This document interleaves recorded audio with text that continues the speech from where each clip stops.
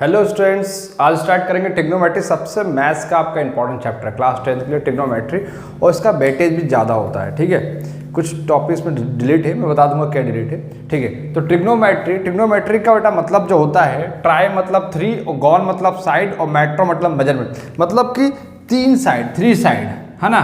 3 side का हमको यहाँ पे एंगल और मेजरमेंट की बात करना है। अच्छा, आपको हमेशा ध्यान रखना है ट्रिग्नोमेट्री सिर्फ और सिर्फ राइट एंगल ट्राइंगल पे काम करेगा, सिर्फ और सिर्फ राइट एंगल ट्राइंगल पे काम करेगा। राइट एंगल ट्राइंगल क्या होता है? राइट एंगल ट्राइंगल जिसमें एक एंगल 90 डिग्री का हो। ठीक है, सपोज ये एक ट्राइंगल है ए बी और सी, और यहाँ पे ये 90 डिग्री है, ये यहाँ पे ये 90 डिग्री है। ठीक है, तो अब यहाँ पे 90 डिग्री है। अच्छा, आपको एक 6th 7th 8th क्लास में आपने पढ़ा होगा पाइथागोरस थ्योरम। याद है किसी को पाइथागोरस थ्योरम क्या होता है? पाइथागोरस थ्योरम का भी यहाँ पे बहुत यूज़ है। पाइथागोरस थ्योरम क्या बोलता था कि राइट एंगल ट्राइंगल में कि hypotenuse square equal to perpendicular square plus base का स्क्वायर, ये इक्वल होता था, है ना, ये इक्वल होता था। ठीक है, ये हमें पाइथागोरस थ्योरम बोलता था राइट एंगल ट्राइंगल में। ट्रिग्नोमेट्री सिर्फ राइट एंगल ट्राइंगल पे काम करती है, इसके अलावा कहीं भी काम नहीं करती है ना। ट्रिग्नोमेट्री एक ग्रीक वर्ड है ना। ठीक है, इसमें 6 रेशोज होते हैं, 6 भाई होते हैं ट्रिग्नोमेट्री के, 6 रेशोज होते हैं। हम बताएंगे आपको 6 ratios, write down. 6 trigonometric ratios होते हैं, है ना। साइन है, कॉस है, टेन है, कॉसेक है, सेक है, कॉट है। ठीक है, ये सिर्फ 6 भाइयों की कहानी है पूरी ट्रिग्नोमेट्री, इसके अलावा कुछ भी नहीं है। साइन के बारे में बात करेंगे, कॉस के बारे में, टेन के बारे में, कॉसेक के बारे में, सेक के बारे में और कॉट के बारे में। अच्छा, कॉट ए यहाँ पे एंगल है जो एक्यूट एंगल हम ले सकते हैं। यहाँ पे थीटा भी ले सकते हैं, है ना। थीटा भी बहुत जगह आपको थीटा मिलेगा, ये थीटा इस टाइप का होता है ना। थीटा ये एक ग्रीक वर्ड है, ये एंगल को रिप्रेजेंट करता है, एक्यूट एंगल को। ठीक है, आपको बहुत जगह मिलेगा, तो इसमें कोई घबराने की बात नहीं है। अच्छा, ट्रिग्नोमेट्रिक काम किस पे करता है? सिर्फ और सिर्फ किस पे बोला मैंने? राइट एंगल ट्राइंगल पे, सिर्फ और सिर्फ right angle. Right angle triangle क्या होता है? जिसमें एक एंगल कितने का हो? 90 का हो, ए बी और ये सी। ठीक है, अच्छा ध्यान रखना आप, यहाँ पे सपोज यहाँ पे एंगल ए है, ये है ना, ये ए है। अच्छा, 90 के सामने हमेशा आप जिंदगी भर याद रखना हाइपोटेनियस होता है।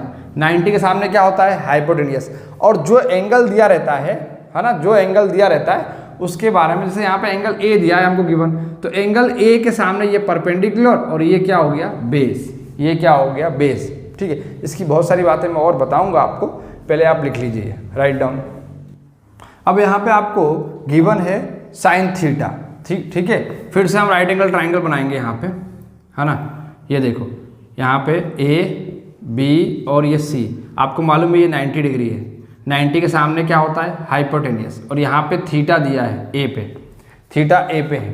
अगर थीटा ए पे है तो थीटा के सामने जो है ये वाली साइड जो है ये परपेंडिकुलर होगी, और जो रिमेनिंग बचेगी उसको हम बोलेंगे बेस, है ना। आपको बार बार मैं यहीं थीटा डाल रहा हूँ। सपोज एक राइट एंगल ट्राइंगल हमको ये दिया हुआ है, ठीक है, ये हो गया ए बी और ये हो गया सी। ठीक है, इस टाइम यहाँ पे ये तो 90 डिग्री है, इसके सामने आपको मालूम है ये हाइपोटेनियस है। मान लो थीटा यहाँ पे दे देगा वो सी पे, तो थीटा के सामने क्या होगा? एंगल के सामने क्या होगा? परपेंडिकुलर, और जो बचा रिमेनिंग इसको बोलेंगे बेस। तो आपको हमेशा रटना नहीं है कि थीटा आपको यहीं मिलेगा और सामने ये परपेंडिकुलर होगा, नहीं। अगर थीटा यहाँ पे है तो ये परपेंडिकुलर हो गया, ये बेस हो गया, बस ये एंगल का ही खेल है। जहाँ पे थीटा प्रेजेंट होगा वहाँ पे चेंज हो जाएगा परपेंडिकुलर बेस।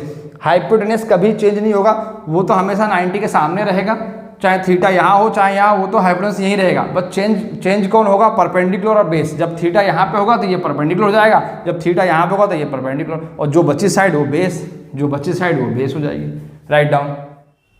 साइन ए लिया मैंने, यहाँ पे क्या लिया है? साइन ए। ठीक है, देखिए ये 90 है, 90 के सामने ये क्या हो गया? हाइपोटेनियस। साइन ए लिया मतलब एंगल ये लिया है, ए लिया है, तो ए के सामने ये क्या हो गया? परपेंडिकुलर। ये क्या हो गया? परपेंडिकुलर। और जो रिमेनिंग बचा ये क्या हो गया? बेस। जो रिमेनिंग बचा ये क्या हो गया? बेस हो गया। ठीक है ना। तो साइन ए इसका ये होता है परपेंडिकुलर अपॉन हाइपोटेनियस। ठीक है, फिर दूसरा लेंगे हम लोग कॉस ए, ये फॉर्मूला है पूरा, cos A base upon hypotenuse. फिर आएगा टेन ए हो जाएगा अपना परपेंडिकुलर अपॉन बेस। ठीक है, ठीक है। अब इसके बाद बचे ये सिक्स रेशोज हैं, है ना, 3 रेशो हमने लिख दिया। 3 रेशोज के रेसिप्रोकल होते हैं, जैसे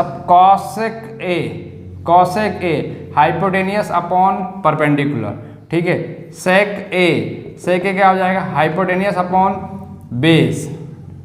कॉट ए क्या हो गया, बेस अपॉन परपेंडिकुलर, ठीक है। ये आपको 6 याद करना है, मतलब ये ध्यान रखना है, राइट डाउन। अब आपको जो ट्रिग्नोमेट्रिक रेशियोज के जो ट्रिक है याद करने का है, ट्रिक आपको बता रहा हूँ। पंडित बद्री प्रसाद हर हर बोले, ठीक है। बोले सर ये क्या बता रहा हूँ, पंडित बद्री प्रसाद हर हर बोले। देखो P बाय एच किसका होता था, याद करो आप, साइन थीटा का। किसका होता है, साइन थीटा का। B by H base upon hypotenuse किसका होता है, कॉस थीटा। और परपेंडिकुलर अपॉन बेस किसका होता है, टेन थीटा, ठीक है। इसी का रेसिप्रोकल करेंगे, हाइपोटेनियस अपॉन परपेंडिकुलर किसका होता है, कॉसेक थीटा, है ना। और हाइपोटेनियस अपॉन बेस किसका होता है, सेक थीटा।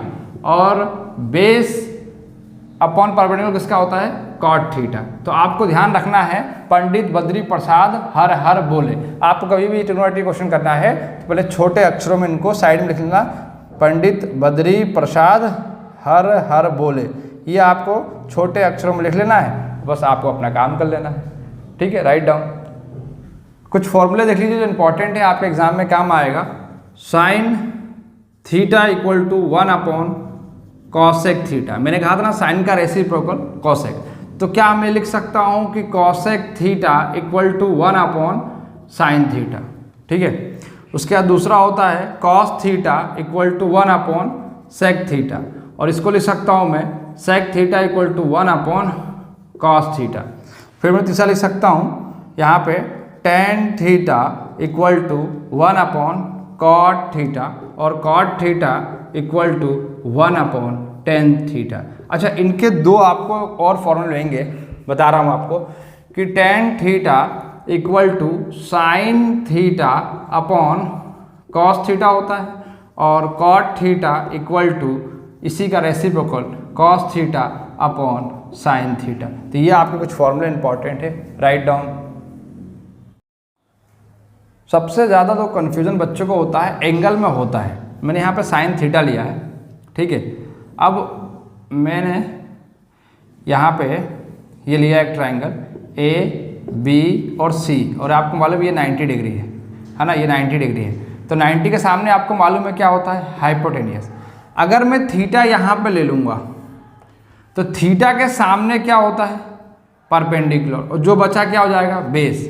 अच्छा सर, अगर ट्राइंगल ऐसे बन गया तो कोई दिक्कत नहीं ना, ट्राइंगल ऐसे बन गया तब भी कोई दिक्कत नहीं है। ये बेस हो गया, ये A, ये बेस बोला, B और ये C, और थीटा यहाँ पे आ गया।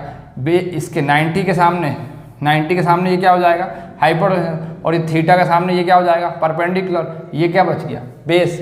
तो आपको इसमें कंफ्यूज नहीं होना है कि थीटा कहाँ दिया है। अच्छा, एक चीज़ और, एक ट्राइंगल और, अगर मान लो ये दे दिया A, ये दे दिया B और ये C, ये तो 90 आपको मालूम है।